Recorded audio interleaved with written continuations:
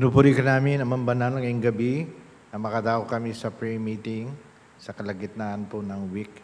Salamat sa iyong gabay, patnubay, provision, protection sa bawat pamilya ng FBCM, maging dito sa compound, sa mga manggagawa niyo. Dalangin namin ang gabay at puspos na yung Banal na Espiritu, Ama, sa pag-aaral, pagtunghay ng salita, ganito sa amin pagdako sa panalangin. Salamat sa araw na ito, dinadakila ka namin, niluwalhati, pinapasalamatan. Sa pangalan ni Kristo Jesus, namin Diyos, Panginoon, tagapagligtas, sa kapangyang gabay ng Banal na Espiritu, ito aming dalangin.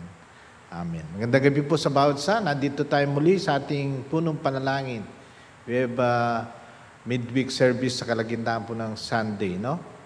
At ang ating pong pag-aaralan ay patuloy po yung the grace of giving, mambibiyayang pagbibigay. Ang ating pong aralin ngayon, ano-anong ipabang bagay na pwede natin ibigay sa Diyos. Yan po, Romans 12, banin itong ating teksto. Ano-ano pang ibang bagay na pwede nating ibigay sa Diyos. Babasahin natin po yung passage.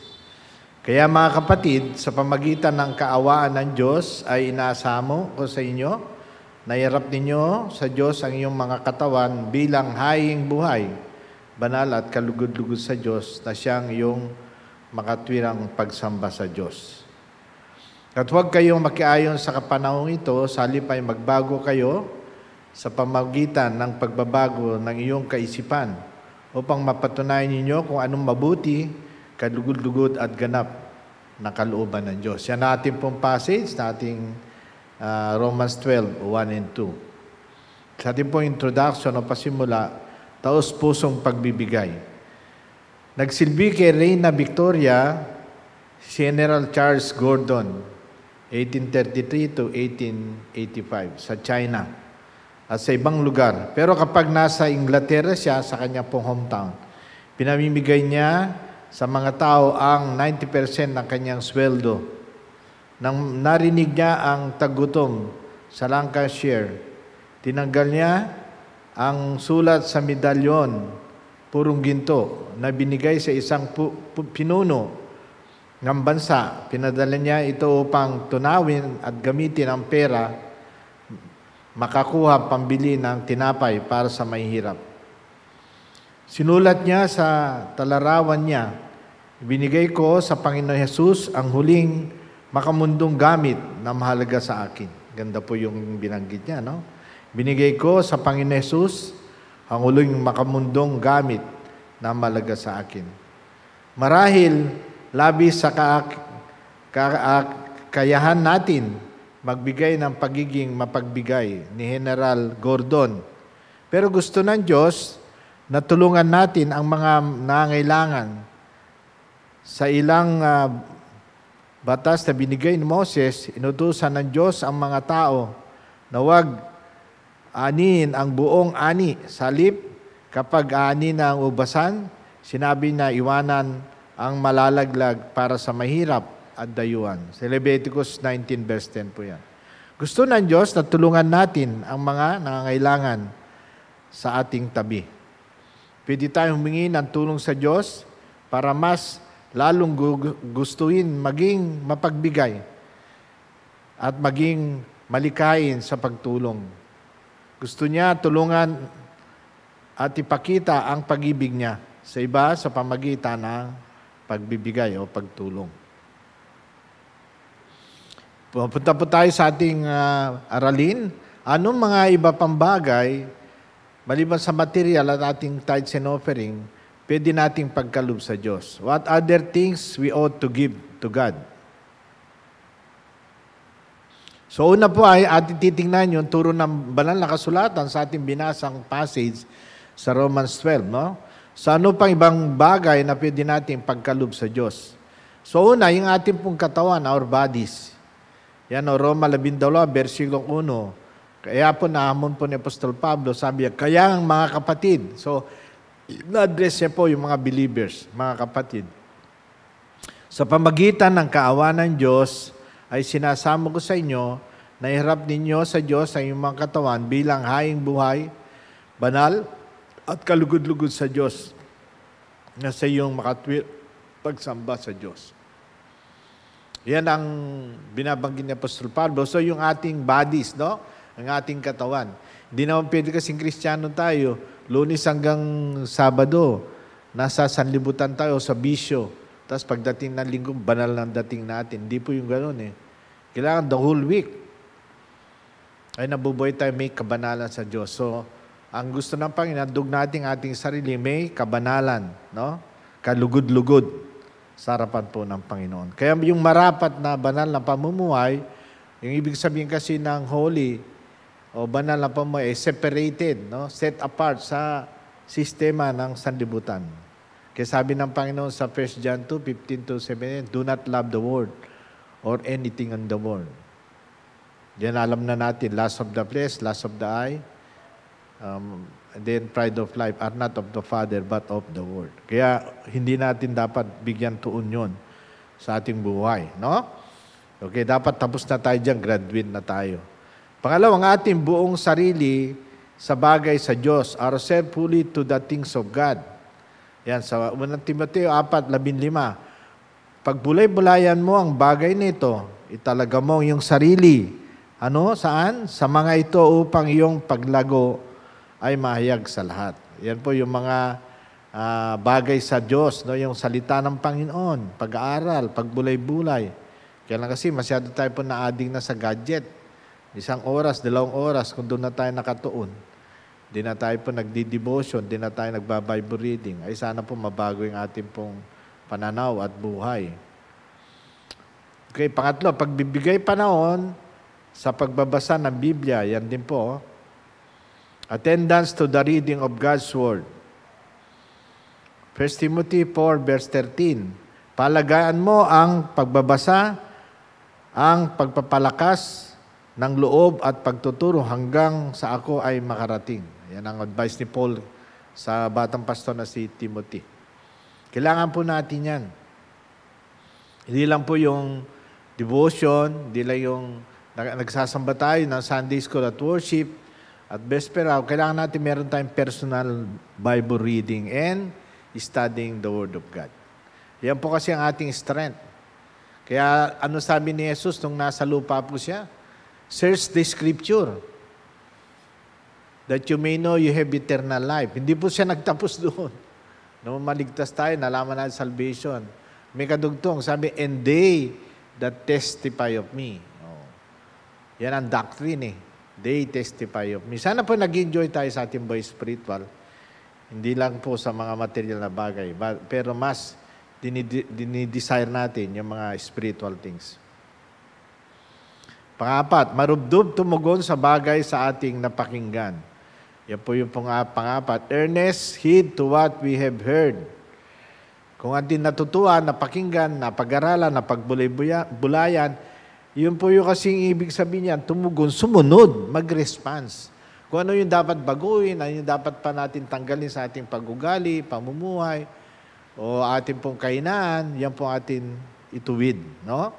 Hebrews 2, versikulo 1. Dahil dito, lalong git pang kinakailangan na ating pagkaingatan ng ating mga narinig upang tayo hindi matangay palayo sa mga ito. Pakaingatan. Yan po ating lalagay sa ating puso na maingatan, mahalala, may sa buhay. Panglima, na magbigay tuloy-tuloy sa panahon sa pananalangin. Yan po ang ating prayer time. To give ourselves continually to prayer. Gawa 6, versikulo 4. Ngunit kami ay matatag na magpapatuloy sa pananalangin at sa paglilingkod para sa salita ng Diyos. Yung ating pong prayer time, pananalangin. Baka tumatayo na tayo sa ating higaan, hindi na tayo nagpipray. Kumakain tayo, hindi na tayo nagpipray. Bago matulog, nagpipray pa ba tayo? Dapat po. At dapat po, pag meron tayong panahon, nagpray tayo lana sa ating bansa. Kaya nga yung sinabi ni Paul sa 1 Thessalonians 5, pray without ceasing. Palagi po tayo manalangin, no? Pang-anim po, na magbigay ng pananalapi sa gawain ng Diyos to give money to the Lord's work or ministry. Yan po yung ating regular pagbigyan natin tithes and offering. Hindi lang yan, yung faith promise natin, lalo sa gawain po ng Panginoon sa mission. Then, pampito po, na magpasalamat sa lahat ng bagay, giving thanks in everything. Unang Tesalonica 5, versikulo 18. Magpasalamat kayo sa lahat ng bagay sapagkat ito ang kalooban ng Diyos kay Kristo para sa inyo. So, kailangan tayo po maging mapasalamat. Hindi lang po dahil birthday natin o anniversary o nagkaroon po tayo ng blessing. Yung pag-iingat ng Panginoon, hindi tayo nagkakasakit. Blessing yan. Kasi health is wealth eh. Yung maghapon na pumunta tayo sa work, umuwi tayo. Maghapon pumunta tayo sa school, umuwi tayo na safety. O, pasalamatan natin. Dahil kasama natin Panginoon, siya nag-iingat.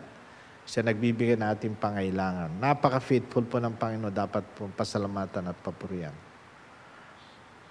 Ito pa yung magbigay ng pananalapi sa gawain ng Panginoon. To give money to the Lord ministry. Na kung paano sa maraming pagsubok ng kahirapan, ang pag-umapaw ng kanilang kagalakan, yung church po ng Juanito, Macedonia, at kanilang matinding karukrukan ay lalong nagumapaw sa kayamanan ng pagbibigay. Yan ang encouragement ni Paul sa church ng Corinth. Sapagkat aking pinatutuhanan na sila'y lalong nagkusa ayon sa kanilang kakayan at higit pa sa kanilang kakayan na sa labis na pagsamo ay pinamanhik sa amin na tanggapin namin ang kaloob at tanggapin kami sa pagkikipag-isa sa paglilingkod para sa mga banal. Actually, kasi pag nagbigay tayo, we are part of the Lord's ministry. We are sharing our resources that the Lord's ministry will continue and be in power, financially, materially. And of course, ang Diyos ang nagbe-bless sa mga giver at saka yung ministry. Kasi ang ministry po kasi, effort ng bawat isa, hindi lang yung pastor o missionary. Kasama po yung congregation, the believers in the local church or in the mission. Punta tayo po doon sa second principle. Kanina, ano pang ibang bagay na dapat natin ibigay? Ito naman, ang pagpapala ng pagbibigay o the blessing of giving. Siyempre, naghanap din tayo. Pero ito, hindi naman after tayo doon sa blessing. Pero dapat matanaw natin ano yung mga bagay na blessing sa buhay natin dahil sa ating pagbibigay sa gawain at ministeryo ng Panginoon. Una, nagkaroon tayo na matagumpay sa ating lumang pagkatao na makasarili at may pagkamadamot. Nagkaroon tayo na ma-overcome natin ating old nature. Ayan na po sabi ni Paulo sa Roma 7, 18 hanggang 20. Roma 7. Sapagkat alam ko, walang nananahan mabuti sa akin. Itong aking laman. Sapagkat ang pagnanais ay nasa akin. Ngunit ang paggawa ng mabuti hindi ko matagpuan. Dahil ang mabuti na ninanais ko, hindi ko ginagawa. Ngunit ang kasamaan na hindi ko ninanais, siya kong ginagawa. Ngunit kung ang hindi ko ninanais, ang siya kong ginagawa, hindi na akong gumagawa nito, kundi ang kasalanan nananahan sa akin. O yan po, ibig sabihin na nagumpay tayo sa ating old nature, sa ating pagiging makasalanan. Natural po ang tao kasi madamot eh. Selfish tayo, tingnan nasa old religion tayo. Ako rin magbibigay tayo, barya-barya na lang. Wala na tayong exact na giving na ko. Kung ano makapa na barya, o ibibigay. Pero na-convert tayo, nasa true church na tayo, serving the Lord Jesus Christ. We are faithful, enjoying, giving, serving the Lord. No? Yan na po, na-overcome natin kasi yung ating old nature, yung ating pagiging madamot at kuripot nga, sinasabi ng iba. Okay, punta po tayo sa pangalawa. Tayo nagkaroon ng tunay na kagalakan sa pagkakalob para sa kapurihan ng Diyos. Yan. Nag-enjoy tayo, nagbibigay kasi we are praising God para sa kapurihan ng Diyos. Hindi naman para sa pastorya, no? Kanino pa man.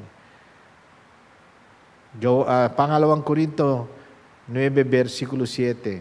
Ang bawat isa ay magbigay ayon sa pinasya ng kanyang puso, hindi dahil sa kabigatan o dahil sa pangangailangan, sapagkat inibig ng Diyos ang nagbibigay na masaya. You know? Nagbibigay tayo, hindi para kanino, kundi para sa Diyos, para sa kanyang kapurihan.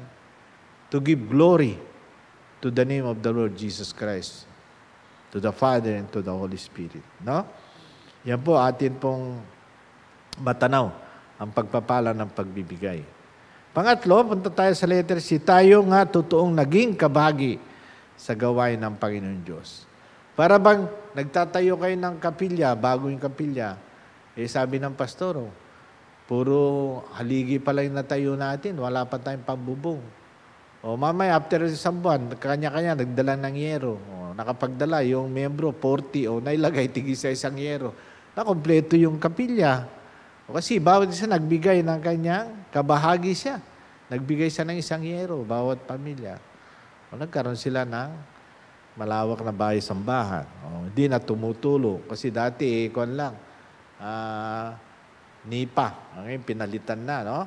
Yan, naging kabahagi sa gawain ng Panginoon. Ayaw nyo ba maging part kayo? Ay, sabihin mo, ay, part ako yan. Nung andyan pa ako nag-a-attend. Pag nakita mo, kahit luma na yung kapilya, yung simbahan, mabanggit mo na, naging part ka dyan. Kasi nag-share ka.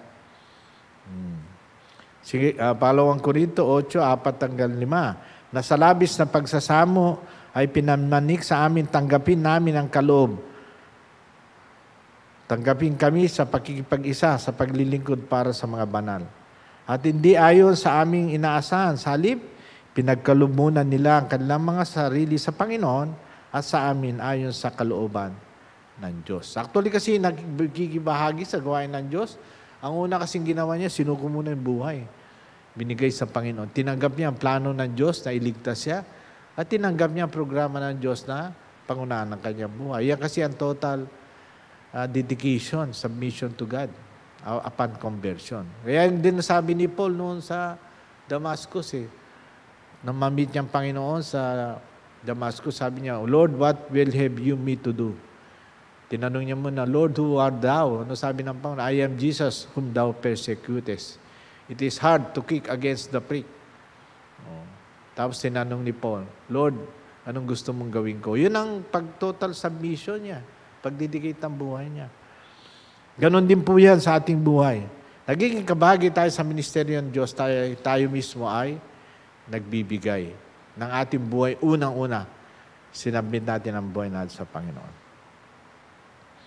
Punta tayo po sa pangapat. Ang Panginoon Diyos ay siyang magpupuno ng ating mga pangailangan. Pag nagbibigay tayo, hindi natin ma-outgive ang Diyos Akala mo, yung binigay mo, ay higit pa dyan, kaya ibigay ng Panginoon.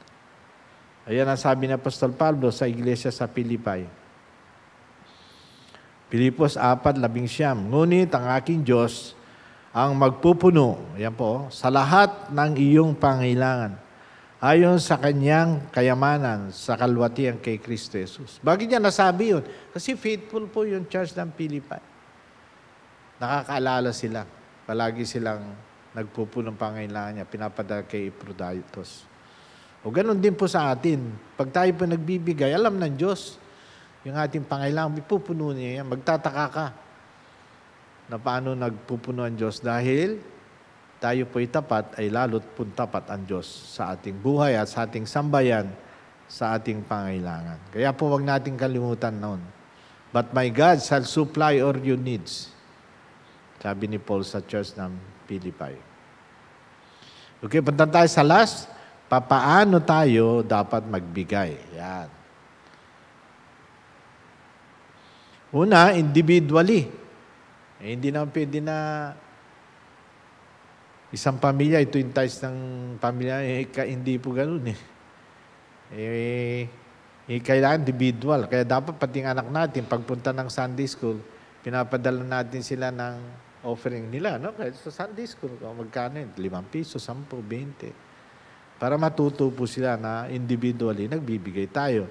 Unang Korinto, 16, versikulo 2. Ito yung unang araw ng linggo, ang bawat isa sa inyo, yan po, ay maglaan sa pamagitan ng pagbubukod, ayon sa pagpapala ng Diyos sa Kanya, upang sa aking pagdating ay walang ng paglilikom na gagawin.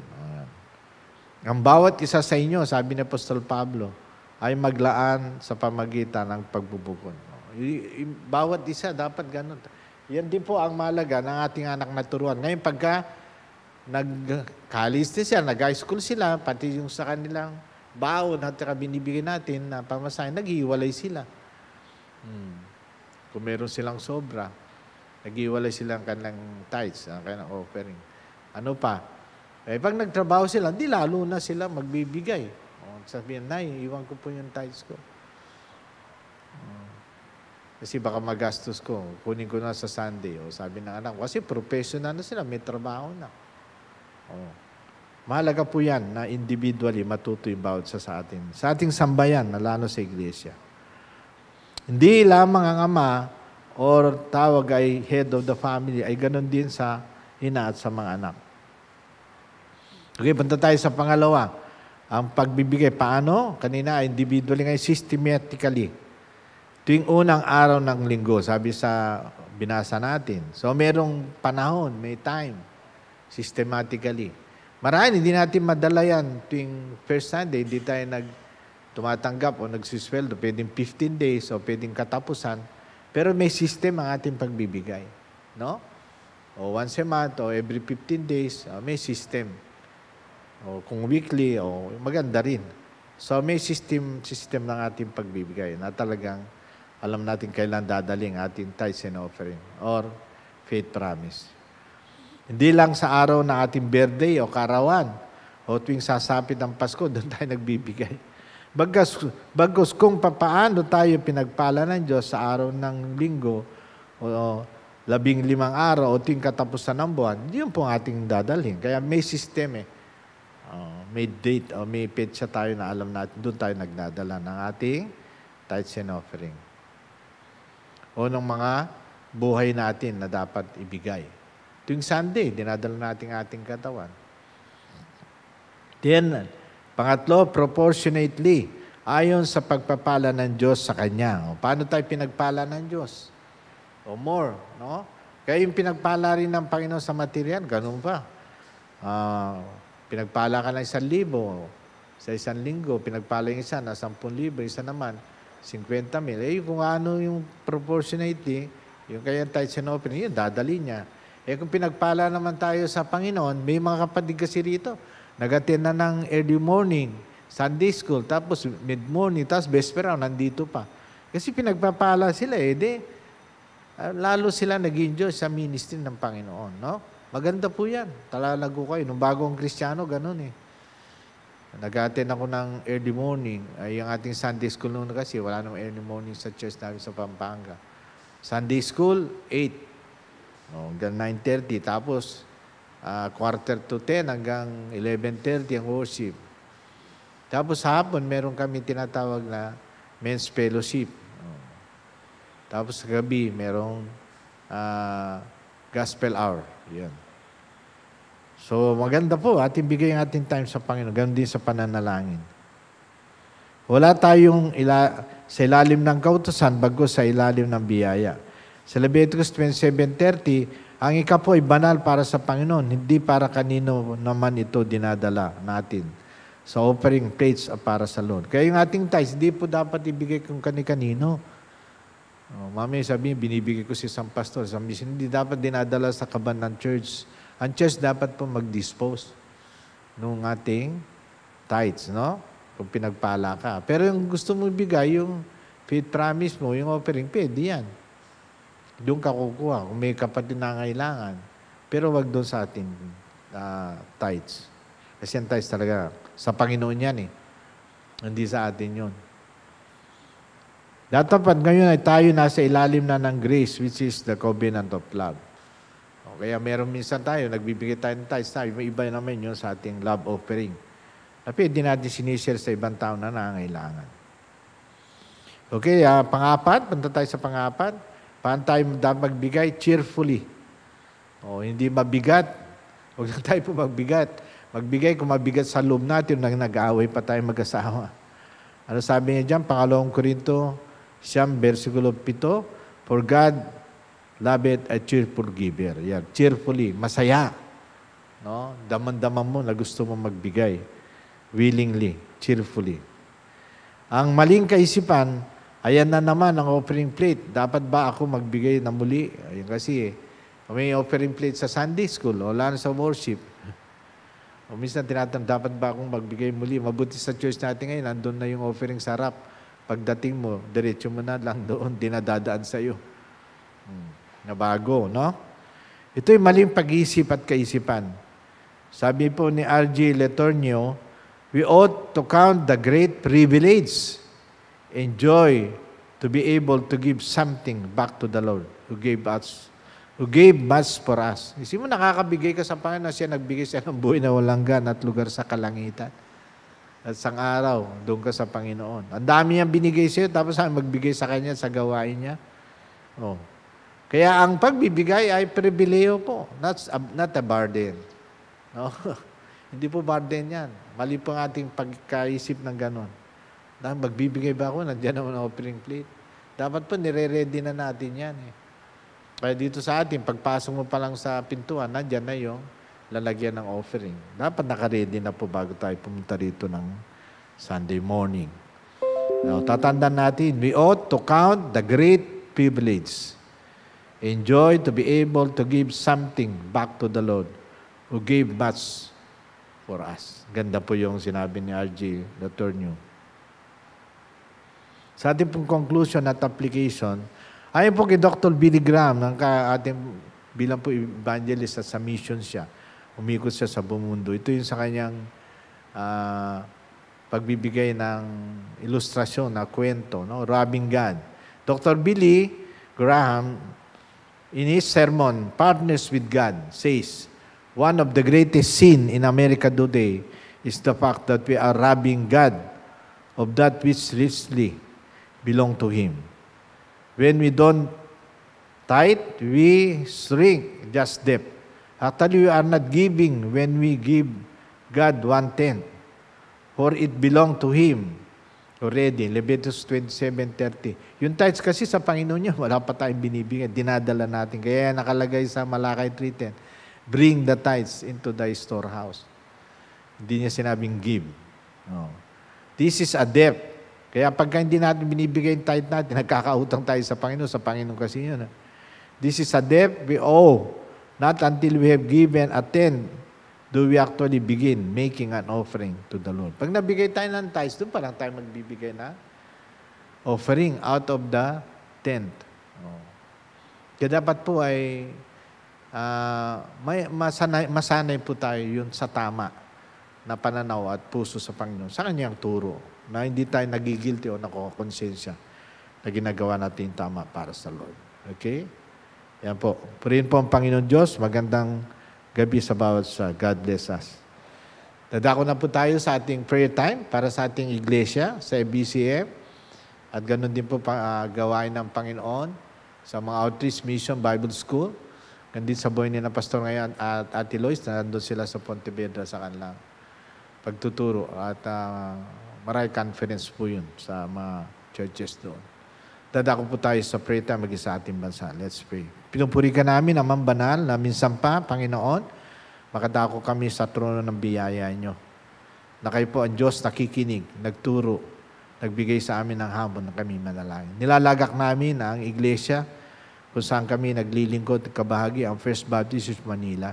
Sa lahat po ng miyembro, sa lahat po ng bahagi, sa mga naligtas at natutuwang naglilingkod sa kanilang buhay, hanap buhay, kalusugan, kalakasan, negosyo at trabaho, kayo po magpala.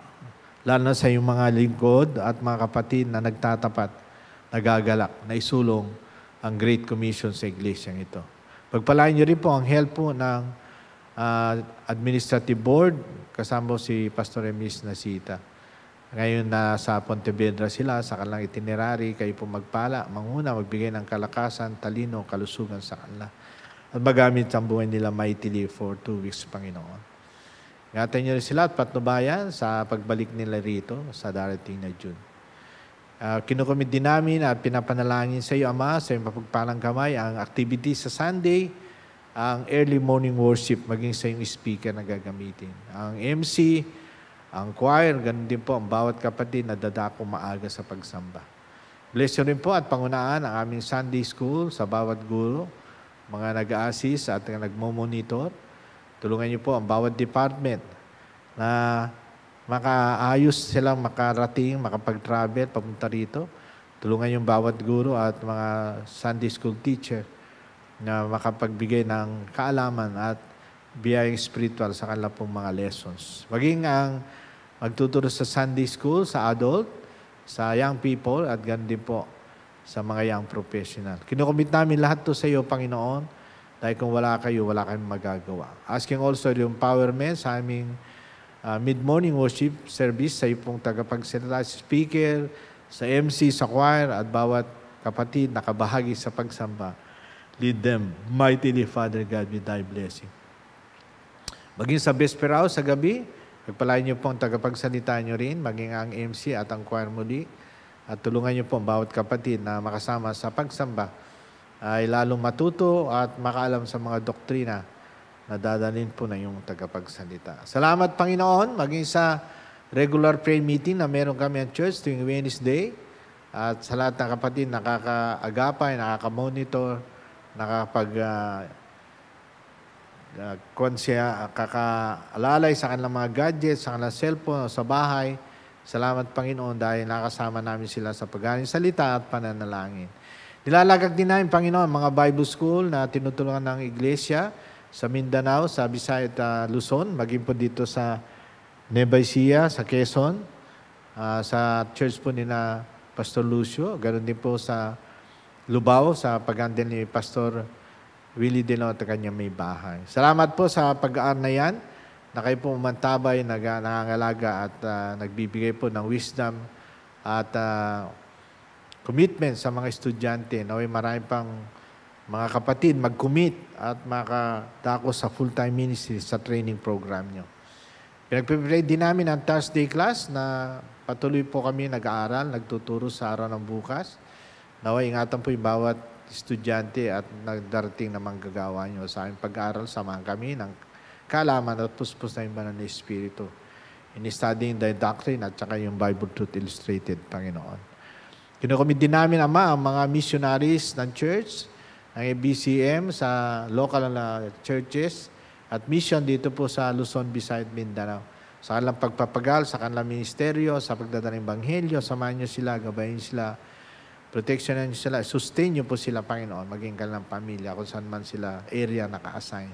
Gandi sa mga foreign missionaries ng church, sa dako po ng Southeast Asia, sa Cambodia, diyan po, Panginoon, sina Pastor Sidetno, sa Thailand, sa dako po ng Vietnam, sa dako po ng Sri Lanka, at ganun din po, Panginoon, sa Myanmar. Pinag-prepare din namin ang mga missionary na doon po sa Africa, lalo sa panahon ng tag-init. Alam na mahirap ang kalalagayan nila doon. Tulungan niyo sila at proteksyonan. Maging si Pastor Morales, nandun po sa Israel, sa Tel Aviv, na medyo magulo ngayon. Ingatan niyo ni siya, Panginoon, sa kanya pong gawain doon.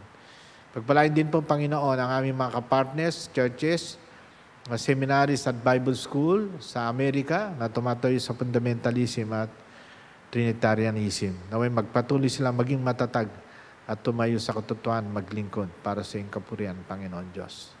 Salamat, Panginoon, sa mga schedule activity na ministerial, maging sa June 12, na meron kami pong content doon po sa San Fernando, Pampanga, sa Bulaon, sa kina Pastor Jovel. Kaya tulungan niyo po yung mga tagapagsalita, si Pastor Nesita at mga coordinator nito, sina Pastor Willie, ay may handa ang lahat ng bagay, lalo na po mga churches na mag-a-attend, naway makapaglakbay sila maayos, makasama namin sa pag-aaral.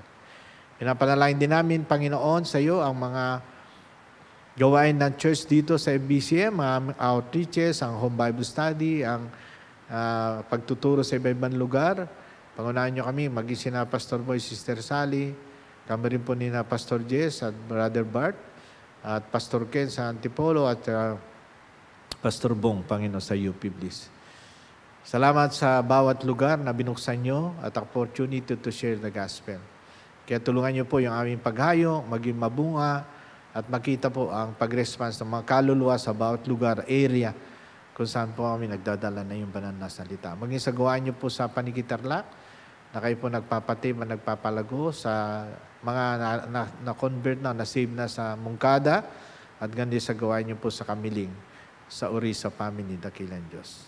Salamat din, Ama, na Kayo po ang nagpapala sa bawat organisasyon, auxiliary group dito sa church, maging ang Gayos, ang Dorcas, ang young people sa paganda ni Brother Jeffrey Tabak, at gandin po ang ang senior citizens sa panguna ni Brother Andre. Kaya kinukumit namin, Panginoon, patuloy ang pagtitipon ito, magpatibayan at magana yung banal salita na may magpatuloy.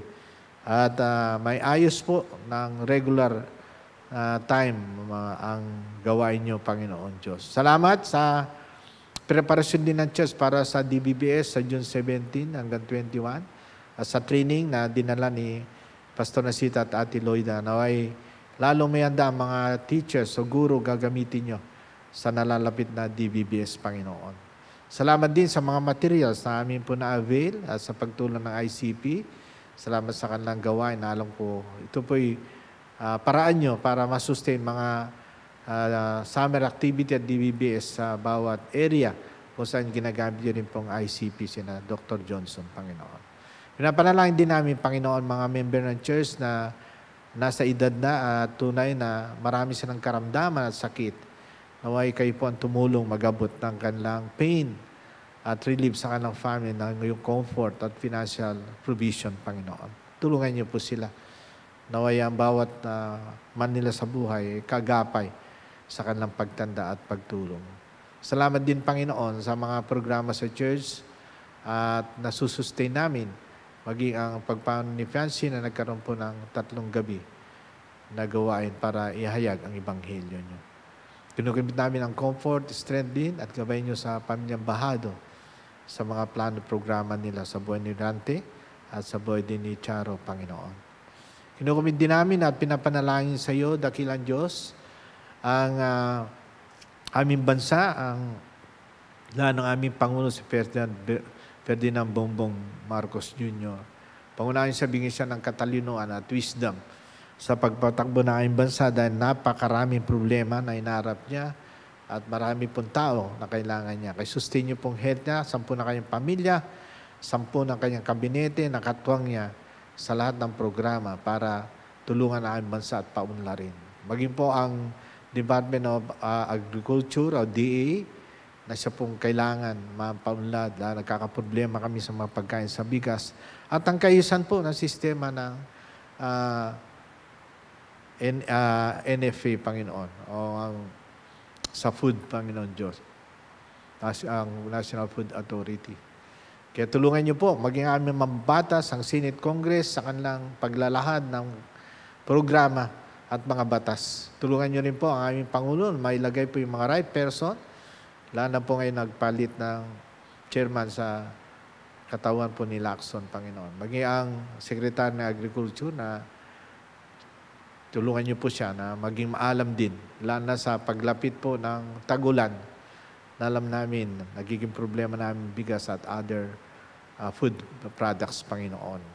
Salamat sa paggabay niyo rin po sa aming DILG, lalo ng PNP, at ang mga Bureau of Fire na patuloy niyang ginagamit at ang Bureau of Management, ang Penology, ang mga sakulungan. Tulungan niyo rin po ang Department of National Defense na mapaniti ang peace and order sa Luzon, Visayas, Mindanao, lalo sa West Philippines siya na naging problem namin, aming neighbors sa dako po ng lugar ng mga pangisda ng aming mga kababayan. Nagpipray din namin, Panginoon, ang aming OFW, lalo na po ang Department of Labor at overseas contract workers namin na patulungan na aming Department of Migration, lalo na po sa mga nangyaring problema sa ibang lugar kung saan sila naka-assign. Tulungan niyo rin po ang Department of Health namin sa mga sakit na kumakalat, lalo na po ang dengue, at ngayon bumabalik na po ang sakit na COVID na way, Panginoon, ay mabigyan po lunas agad at matulungan po yung mga hindi pa na-vaccine, dakilang Diyos. Pinapanalangin namin patuloy po ang katatagan ng aming bansa sa kabila ng mataas po inflation sa aming bansa. Maging nagkakaproblema kami sa langis. Tunay, kayo po ang aming Diyos na aming hininga ng kabagan na mabigyan solution to, either makatuklas ng totoong langis sa buong isla namin, maging sa Mindanao, sa Visayas, o dito sa Luzon o West Philippines, Panginoon, na magkaroon kami sapat na langis na masustain sa aming bansa. Wala na siyang pangunahing kailangan sa araw-araw para magkaroon ng enerhiya at sa marami rin problema sa Visayas, sa national grid na nag-stop po yung mga kuryente, Panginoon. Salamat, Ama, na kayo po ang Diyos na aming sinasamba, kinikilala na siya po nanggagaling lahat ng katalino, kapangyarihan at gabay. Kaya sinasandal namin, naasa namin ang aming bansa sa iyo po mapagpalang kamay. Tulungan niyo rin po ang bawat kapatiran at Kristiyano at membro ng MBCM magdala ng Ebanghelyo sa lahat ng kanilang kaagapay, kaibigan, kamag-anak, mahal sa buhay, ay maging mouthpiece sila to bring the salvation to the lost. Salamat, Panginoon. Kung hindi ma-extend kamay nyo, para gamitin bawat sa amin, ilahad po ang the gospel of the Lord Jesus Christ. Pinupuri ka namin ngayong gabi dahil na kami po ay nakapag-anin sa salita nyo, nakapanalangin, at patuloy kayong masa sa iyong plano, programa at kalooban. Kayo po sasagot sa aming mga kahilingan, sa iyong kahabagan, sa iyong pag-ibig at sa iyong biyaya. Dahil ito aming dalangin na may papuri, pasalamat sa pangalan ni Kristo Jesus na aming Diyos, Panginoon tagapagligtas, sa kapangyarihan gabay ng banal na Espiritu. Ito aming dalangin. Amen.